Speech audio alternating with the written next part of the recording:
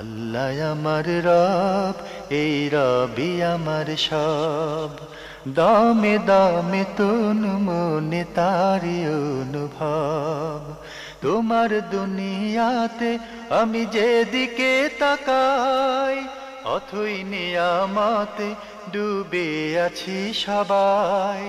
পাক পাখালির গানে শুনি তসবি কলো রব, তসবি কলো রব। আল্লাহ আমার রব, এই রবি আমার সব। আসসালামু আলাইকুম।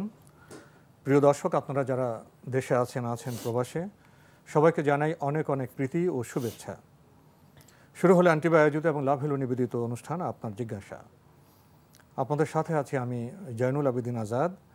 আর আপনাদের মনে জায়গা প্রশ্নের জিজ্ঞাসার জবাব দিচ্ছেন বিশিষ্ট আলেম ডক্টর মোহাম্মদ সাইফুল্লাহ।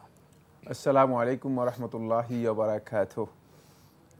প্রিয় দর্শক, চলুন তাহলে জিজ্ঞাসার জগতে। শুরুতে একটি চিঠি পাঠিয়েছেন মোহাম্মদ শাহমীর, চট্টগ্রাম থেকে। লিখেছেন, এনটিভির ইসলামিক অনুষ্ঠানগুলো আমি সবসময় দেখার চেষ্টা করি এবং আমার খুব ভালো লাগে। দোয়া করি অনুষ্ঠান যেন দীর্ঘায়িত হোক। আপনি 3টি প্রশ্ন করেছেন। প্রথম প্রশ্ন, গত মাসে আমার আপন খালা মারা গেছেন। মৃত্যুকালে তার বয়স ছিল আনুমানিক 73 বছর। মৃত্যুর পর ওনার মুখ দেখা যাবে না বলে আমাদেরকে দেখতে দেওয়া হয়নি। এখন প্রশ্ন হলো, মৃত মহিলার মুখ কারা কারা দেখতে পারবে? আপন বোনের ছেলে এবং আপন ভাইয়ের ছেলেরা কি দেখতে পারবে না? এরা তো আপন ভাগিনা। এ নিয়ে আত্মীয় স্বজনদের মধ্যে যথেষ্ট মনোকষ্ট পরিলক্ষিত হয়েছে। কোরআন হাদিসের আলোকে মেহরবানি করে জানাবেন। ধন্যবাদ, খুবই গুরুত্বপূর্ণ একটি প্রশ্ন করেছেন। প্রথম কথা হচ্ছে, মৃত মহিলার লাশ দেখা সমস্ত মহিলাদের জন্য জায়েজ রয়েছে। যেহেতু মহিলাদের জন্য তাদের কোনো পর্দা করার প্রয়োজন নেই, সেক্ষেত্রে মহিলাদের জন্য জায়েজ আছে। সকল মহিলারা তার লাশ দেখতে পারবেন এবং দেখতে কোনো ধরনের আপত্তি নেই। এরপর আপনি যে প্রশ্নটি করেছেন সেটি হচ্ছে যে আপনার ছেলে অর্থাৎ খালা, খালা হয়ে থাকে যারা আপন খালা এবং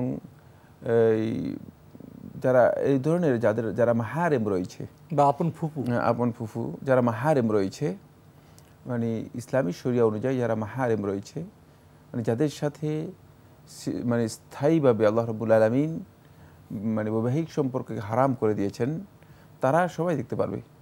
এতে দেখতে কোনো ধরনের বাধা নেই। জীবিত অবস্থায় যাদের সাথে দেখা সাক্ষাতের বৈধতা ছিল এবং যারা মাহারেম ছিল, তার মাহারেম হিসেবে পরিচিত ছিল, তাদের সকলের সাথেই সকলেই দেখতে পারবেন, দেখতে কোনো বাধা নেই। এখানে যারা আসলে বাধা দিয়েছেন অথবা নিষেধ করেছেন, তারা অতিরিক্ত বাড়াবাড়ি করেছেন। এই অতিরিক্ত বাড়াবাড়ির কোনো সুযোগ নেই। যেমনিভাবে এখানে আমরা একটা প্রসঙ্গতে একটি মাসআলাও আলোচনা করতে চাই। সেটা হলে দেখা যায় আমাদের সমাজের অনেককে আমরা লক্ষ্য করি, বা একদল উলামায়ে কেরামও এই ধরনের মাসআলা দিয়ে থাকেন। এই মাসআলাটি যথার্থ নয়। সেটি হচ্ছে তারা বলে থাকেন যে স্বামী যদি স্ত্রী হয় স্ত্রীকে দেখতে পারবে না, আর স্ত্রী যদি স্বামী হয় স্বামীকে দেখতে পারবে না। এই মাসআলাটি সঠিক নয়। বরং স্বামী যদি স্ত্রী হয় স্ত্রীকে দেখতে পারবেন, স্ত্রী এবং স্বামীকে দেখতে পারবেন। শুধুমাত্র মৃত্যুর কারণে দাম্পত্য জীবনের বা স্বামী স্ত্রীর যে সম্পর্ক রয়েছে, এই সম্পর্ক কাট হয়ে গিয়েছে বা এই সম্পর্কের মধ্যে বিচ্ছিন্নতা এসে গিয়েছে মৃত্যুর সাথে সাথেই, এই বক্তব্য সঠিক নয়। এই কথাটি মোটেও শুদ্ধ নয়।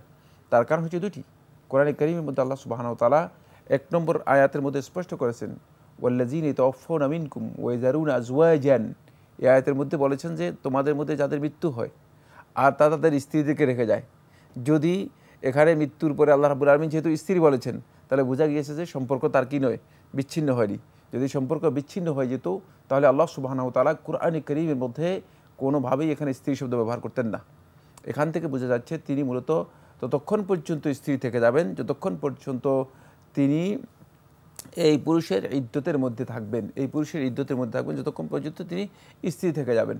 আর এটাই মূলত আল্লাহ রাব্বুল আলামিন এই আয়াতের মধ্যে নির্দেশ দিয়েছেন। এটা হলো প্রথম পয়েন্ট। দ্বিতীয় পয়েন্ট হচ্ছে সেটা হলো এখানে আল্লাহ রাব্বুল আলামিন তাকে মানে এই স্বামীর মানে ইদ্যতের মধ্যে আরবাআতা আশহুরি ওয়া আশরা 4 মাস 10 দিন থাকতে নির্দেশ দিয়েছেন।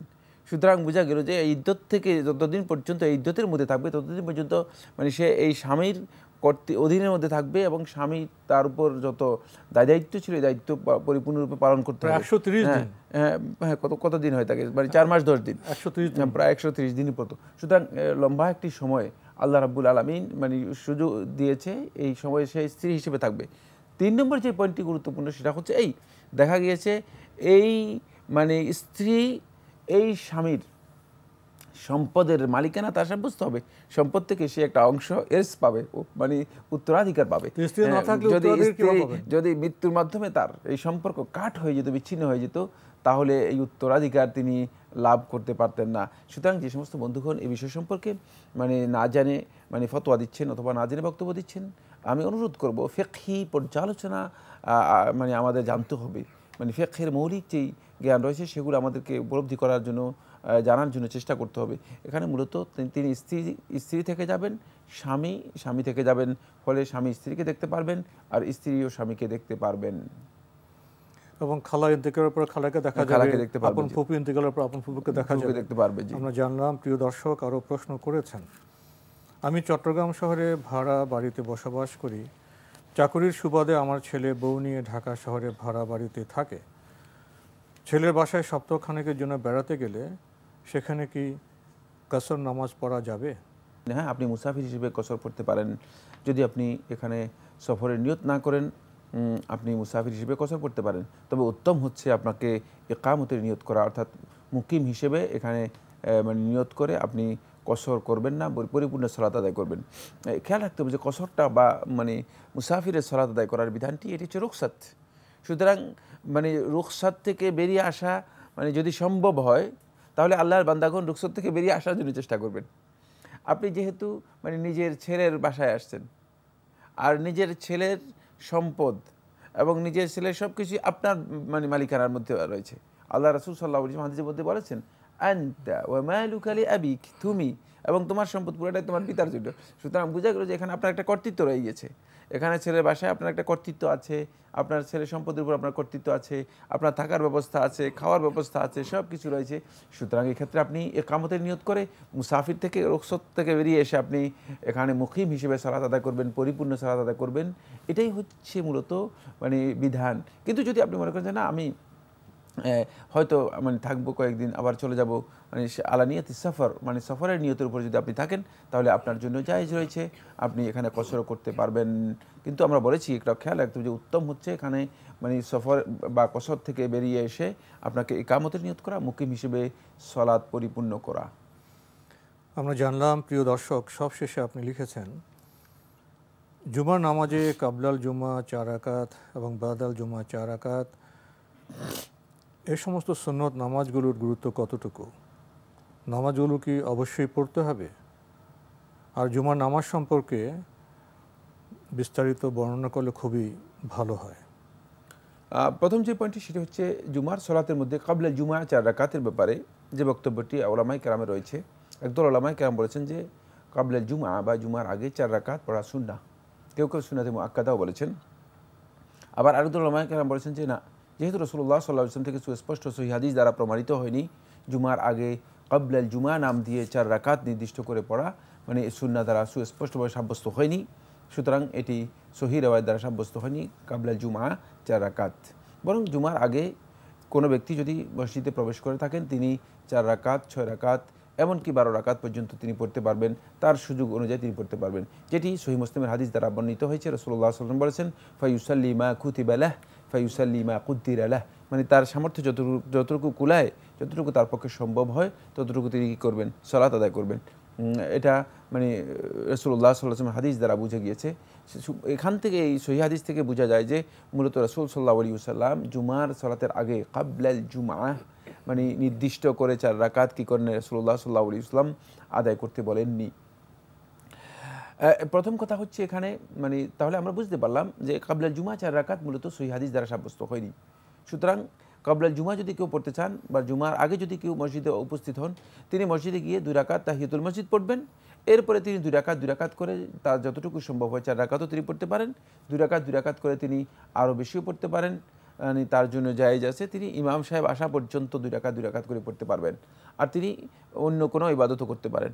2 রাকাত করে 4 রাকাত পড়ে তিনি অন্য কোনো ইবাদত করতে পারেন। তবে সালাফদের আমল দ্বারা সাব্যস্ত হয়েছে তারা মানে কাবলাল জুমার আগে তারা সুন্নাত পড়তেন, মানে 2 রাকাত করে পড়তেন। এই সালাতটা মানে রাসূলুল্লাহ সাল্লাল্লাহু আলাইহি ওয়াসাল্লামের সহিহ হাদিস দ্বারা প্রমাণিত হয়নি। শুধুমাত্র আব্দুল্লাহ ইবনে মাসউদ রাদিয়াল্লাহু তাআলা থেকে, জি কাবলাল জুমা, শুধুমাত্র আব্দুল্লাহ ইবনে মাসউদ রাদিয়াল্লাহু আনহু থেকে সুনানুল কুবরা এর মধ্যে ইমাম নাসাই রাহিমাহুল্লাহু তাআলা সহ মানে অন্যান্য বর্ণনাকারীদের মধ্যে একদল বর্ণনাকারী এই হাদিসটি বর্ণনা করেছেন যে কানা ইউসাল্লি কাবলাল জুমাতি আরবাআন, আব্দুল্লাহ ইবনে মাসউদ রাদিয়াল্লাহু তাআলা আনহু জুমার আগে 4 রাকাত মানে তিনি পড়তেন। এই বিষয়ে আমাদের আরো কথা বলতে হবে। আল্লাহ আমার রব, এই রবি আমার সব, আল্লাহ আমার রব, এই রবি আমার সব। জুমা নামাজ প্রসঙ্গে আপনি কথা বলছিলেন। আমরা বলছিলাম যে শুধুমাত্র আব্দুল্লাহ ইবনে মাসউদ রাদিয়াল্লাহু তাআলা থেকে একটি রিওয়ায়াত পাওয়া গিয়েছে যে আব্দুল্লাহ ইবনে মাসউদ রাদিয়াল্লাহু তাআলা আনহু তিনি জুমার আগে 4 রাকাত পড়তেন। কোন কোন রিওয়ায়াতের মধ্যে এটাকে মারফু বর্ণনা করা হয়েছে, কোন কোন রিওয়ায়াতের মধ্যে মাওকুফ বর্ণনা করা হয়েছে। রিওয়ায়াতটি সনদের দিক থেকে মুনকার, মানে ইমাম নাসাই গ্রহণযোগ্য নয়। ইমাম নাসাই সহ অধিকাংশ আহলে তাহকিক মুহাক্কিক উলামায়ে কেরাম বলেছেন যে এই রিওয়ায়াতটি মুনকার, মোটেও গ্রহণযোগ্য নয়। সুতরাং এখান থেকে বোঝা গিয়েছে মূলত কাবলাল জুমা সুনির্দিষ্টভাবে 4 রাকাত এর যে বর্ণনাগুলো পাওয়া যায় এগুলো শুদ্ধ নয়। এখানে মানে আল্লাহর বান্দাগণ মসজিদে প্রবেশ করার পরে তাহিয়াতুল মসজিদ 2 রাকাত পড়বেন, পরে তাদের সুযোগ থাকলে তারা 2 রাকাত করে 4 রাকাতও পড়তে পারেন, বেশিও পড়তে পারেন, কমও পড়তে পারেন। বাদাল জুমা এর ব্যাপারে রাসূলুল্লাহ সাল্লাল্লাহু আলাইহি ওয়াসাল্লাম হাদিস দ্বারা সাব্যস্ত হয়েছে। রাসূলুল্লাহ সাল্লাল্লাহু আলাইহি ওয়াসাল্লাম হাদিসের মধ্যে বলেছেন সাল্লু বাদাল জুমাতি আরবাআন, তোমরা জুমার সালাতের পরে 4 রাকাত পড়ো। রাসূলুল্লাহ সাল্লাল্লাহু আলাইহি ওয়াসাল্লাম এই হাদিস থেকে বোঝা যায় এই হাদিসটি সনদের দিক থেকে সহিহ। সনদের দিক থেকে এই হাদিসটি সহিহ হওয়ার কারণে বাদাল জুমা ওলামায়ে কেরাম বলেছেন 4 রাকাত পড়ার ব্যাপারে রাসূলুল্লাহ সাল্লাল্লাহু আলাইহি ওয়াসাল্লামের নির্দেশনা রয়েছে। আবার আয়েশা রাদিয়াল্লাহু বর্ণিত একটা হাদিসের মধ্যে আয়েশা রাদিয়াল্লাহু বর্ণনা করেন যে কানা রাসূলুল্লাহ সাল্লাল্লাহু আলাইহি ওয়াসাল্লাম ইউসাল্লি বাদাল জুমআতি রাকাতাইনি ফি বাইতি, রাসূলুল্লাহ সাল্লাল্লাহু আলাইহি ওয়াসাল্লাম আমার ঘরে যখন আসতেন রাসূলুল্লাহ সাল্লাল্লাহু আলাইহি ওয়াসাল্লাম জুমার সালাতের পরে 2 রাকাত আমার ঘরে আদায় করতেন। এই হাদিস থেকে এটাও বোঝা যাচ্ছে যে রাসূলুল্লাহ সাল্লাল্লাহু আলাইহি ওয়াসাল্লাম যখন আয়েশা রাদিয়াল্লাহু তাআলার ঘরে আদায় করতেন তখন 2 রাকাত আদায় করতেন। শেখুল ইসলাম ইবনে তাইমিয়া রাহমাতুল্লাহ আলাইহি মাজমু ফাতাওয়ার মধ্যে এই দুইটি বিষয়কে এভাবে একটা মানে সমাধান দিয়েছেন, সুন্দর একটা সমন্বয় করেছেন। সেটা হচ্ছে এই যে শেখুল ইসলাম ইবনে তাইমিয়া রাহমাতুল্লাহ আলাইহি বলেন যে যদি কেউ মসজিদে আদায় করে থাকেন তিনি 4 রাকাত আদায় করবেন, আর যদি কেউ ঘরে আসেন আদায় করে থাকেন। রাসূলুল্লাহ সাল্লাল্লাহু আলাইহি ওয়াসাল্লাম থেকে বর্ণিত যদি আয়েশা রাদিয়াল্লাহু তাআলা বর্ণনা করেছেন এখান থেকে বোঝা যায় তিনি 2 রাকাত আদায় করবেন। এটি কিন্তু মানে নস নয়, খেয়াল রাখতে হবে যে এই বক্তব্যটুকু নস নয়, এটি শেখুল ইসলাম ইবনে তাইমিয়া রাহমাতুল্লাহির ইজতিহাদ এবং একদল ওলামায়ে কেরামের ইজতিহাদ। সেক্ষেত্রে যদি তিনি মানে 4 রাকাত গড়ে এসেও পড়েন তাহলেও তিনি পড়তে পারবেন, যেহেতু রাসূলুল্লাহ সাল্লাল্লাহু আলাইহি ওয়াসাল্লামের কওলি হাদিস সাব্যস্ত হয়েছে, মানে রাসূলুল্লাহ সাল্লাল্লাহু আলাইহি ওয়াসাল্লাম বক্তব্যের মাধ্যমে সাব্যস্ত হয়েছে রাসূলুল্লাহ সাল্লাল্লাহু আলাইহি ওয়াসাল্লাম 4 রাকাত পড়তে বলেছেন। এবার আসুন আমরা যে কথাটি বলবো সেটা হলো এই মানে কাবলাল জুমা অথবা বাদাল জুমা মানে যেটি হাদিস দ্বারা সাব্যস্ত হয়েছে এই সালাতটি কি রাসূলুল্লাহ সাল্লাল্লাহু আলাইহি ওয়াসাল্লামের মানে ফরজ, ওয়াজিব অথবা সুন্নাহ কোনটি সাব্যস্ত হয়েছে? এটা কোন পর্যায়ের ফরজ বা কোন পর্যায়ের মানে হুকুম কি এর? মানে এটি ফরজ ওয়াজিব নয়, সমস্ত ওলামায়ে কেরামের ঐক্যমতে এটি ফরজ ওয়াজিব নয়। দ্বিতীয় আলেমদের মধ্যে এই মাসআলার মধ্যে দ্বিমত হয়েছে, সেটা হচ্ছে এই একদল ওলামায়ে কেরাম বলেছেন যে এটি সুন্নতে মুআক্কাদা। সুন্নতে মুআক্কাদা যেহেতু রাসূলুল্লাহ সাল্লাল্লাহু আলাইহি ওয়াসাল্লাম তাকে দিয়েছেন এই জন্য এটাকে সুন্নতে মুআক্কাদা বলা হয় থাকে। আরেকদল ওলামায়ে কেরাম, এটা জুমহুর ওলামায়ে কেরাম বক্তব্য, অধিকাংশ ওলামায়ে কেরাম বক্তব্য, সেটা হচ্ছে এটি হচ্ছে মূলত মিনাস সুনানিজ যাওয়াইদ, অতিরিক্ত সুন্নাহ অথবা সুন্নানুল হুদা, মানে রাসূলুল্লাহ সাল্লাল্লাহু আলাইহি ওয়াসাল্লাম হেদায়েতের জন্য মানে লোকেরা যাতে করে সলাতের মাধ্যমে আল্লাহ রাব্বুল আলামিনের নৈকট্য লাভ করতে পারে, যে সমস্ত সুন্নাহগুলো রাসূলুল্লাহ সাল্লাল্লাহু আলাইহি ওয়াসাল্লাম নির্দেশনা দিয়েছেন তার মধ্যে এটাও একটি। তাই এটি সুন্নাতে যায়িদা বা অতিরিক্ত সুন্নাহ রাসূলুল্লাহ সাল্লাল্লাহু আলাইহি ওয়াসাল্লাম পড়তে বলেছেন। এখান থেকে বোঝা যায় যে সুন্নাহ মুআক্কাদা হোক অথবা সুন্নাহ যায়িদা হোক, মানে যদিও এটা অধিকাংশ ওলামায়ে কেরামের বক্তব্য অনুযায়ী সুন্নাতে মুআক্কাদা নয় বরং সুনান যায়িদা, সুন্নাতে যায়িদা হোক অথবা সুন্নাতে মুআক্কাদা হোক, এটি যদি কোনো কারণেই কোনো ব্যক্তি তরক করেন, ছেড়ে দেন, তিনি কিন্তু গুনাহগার হবেন না, তিনি গুনাহগার হবেন না। তবে এর যে ফজিলত রয়েছে সেই ফজিলত থেকে তিনি মাহরুম হবেন, ফজিলত থেকে তিনি বঞ্চিত হবেন। এখানে একটি বিষয় আমাদেরকে জানতে হবে, সেটা হচ্ছে এই আমরা অনেকেই মনে করে থাকি যে মানে এটা জানার জন্য চেষ্টা করি যে বিষয়টা সুন্নাত কিনা, মানে ওয়াজিব নয় কিনা, মানে এটা আমরা জানার জন্য চেষ্টা করি যে যদি ওয়াজিব না হয় তাহলে আর পড়লাম না। বন্ধুগণ, এটি খেয়াল রাখতে হবে, এটা আমাদের খুবই গুরুত্বপূর্ণ বিষয়। সেটা হলো এই যে আল্লাহ নবী সাল্লাল্লাহু আলাইহি ওয়াসাল্লাম যেখানে দিক নির্দেশনা দিয়েছেন, যেখানে রাসূলুল্লাহ সাল্লাল্লাহু আলাইহি ওয়াসাল্লাম পড়তে বলেছেন বা পড়েছেন, এটি প্রমাণিত হয়েছে, সেখানে ঈমানদার ব্যক্তিগণের মওকিফ হবে, অবস্থান হবে, ঈমানদার ব্যক্তিগণ নিজেদের সাধ্য অনুযায়ী সে কাজটি সম্পাদন করার জন্য চেষ্টা করবেন। সেখানে তাদের সর্বোচ্চ প্রচেষ্টা থাকাটা হচ্ছে ঈমানের দাবি। বাকি তিনি যদি কোনো কারণে আদায় করতে পারলেন না তাহলে তিনি গুনাহগার হবেন না। কিন্তু এর অর্থ এই নয় যে মানে আমাদেরকে অনেকেই জিজ্ঞেস করেন যে এটা কি ওয়াজিব কিনা, পড়তে হবে কিনা। তো আমরা যখন বলি যে এটা পড়তে হবে না, যেহেতু না পড়লে গুনাহ নেই, মানে না পড়লে কোনো ধরনের গুনাহ হবে না, দেখা গেল যে এই বক্তব্য থেকে তিনি মানে আরেকটা কি করেছেন, কনক্লুশনে পৌঁছে যান, আরেকটি মানে ডিসিশনে পৌঁছে যান, সিদ্ধান্তে পৌঁছে যান। সেই সিদ্ধান্ত হচ্ছে যে সুন্নত পড়ার দরকার নেই।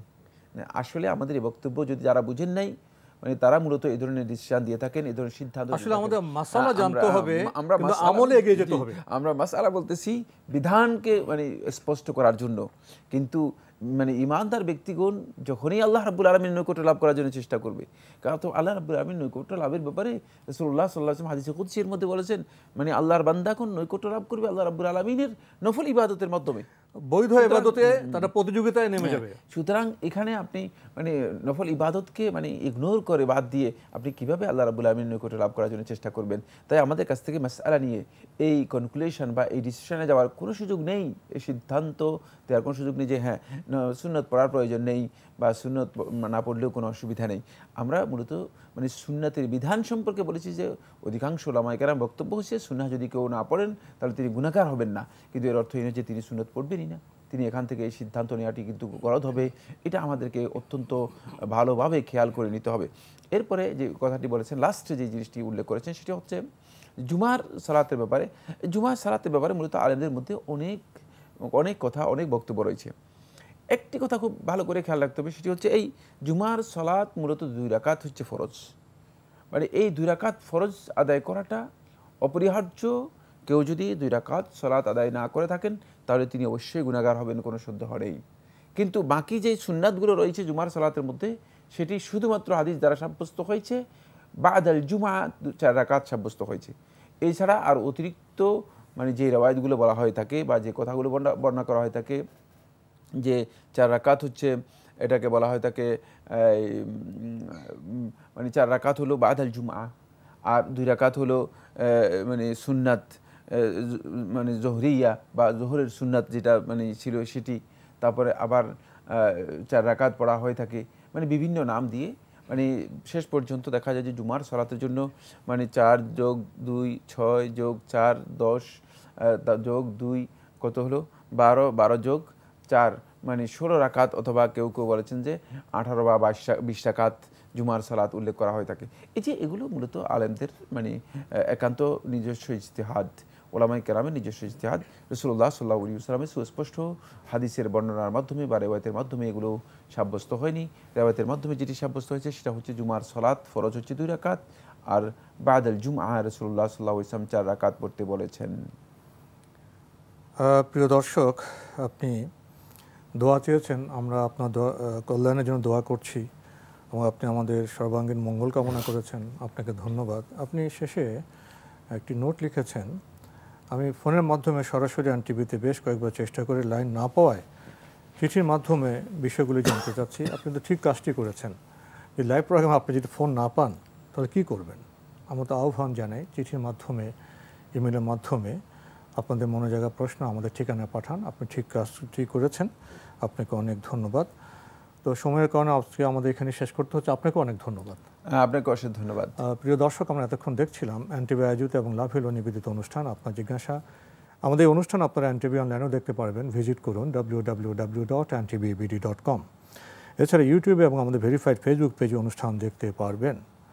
প্রিয় দর্শক, সবশেষে এসে আমরা ইবাদত প্রসঙ্গে বিশেষ করে জুমা নামাজ সম্পর্কে প্রশ্ন পেয়েছি। আমাদের বিজ্ঞ আলোচক এ বিষয়ে কথা বলেছেন। আমরা হয়তো অনেক সময় কথা উপলব্ধি করতে পারি, অনেক সময় গ্যাপও হয়ে যায়। এই জন্য আমরা আহ্বান জানাই, নিজেরাও চেষ্টা করুন সহিহ গ্রন্থ থেকে মাসালা জানুন এবং ইবাদতকে আরও সুন্দর এবং সফল করে তুলুন। চিঠি লিখুন, প্রশ্ন পাঠান আমাদের ঠিকানায়। পরিচালক আপনার জিজ্ঞাসা, এনটিভি, বিএসসি ভবন, 7ম তলা, 102 কাজী নজরুল ইসলাম এভিনিউ, কারওয়ান বাজার, ঢাকা 1215। আপনারা ইমেলও করতে পারেন। আমাদের ইমেল অ্যাড্রেস আপনার জিজ্ঞাসা @ntvbd.com। প্রিয় দর্শক, মহান আল্লাহ আমাদের সবাইকে নিরাপদে রাখুন, রাখুন শান্তিতে। আসসালামু আলাইকুম। আল্লাহ আমার রব, এই রবি আমার সব, দামে দামে তুন মনে তারি অনুভব। আল্লাহ আমার রব, এই রবি আমার সব।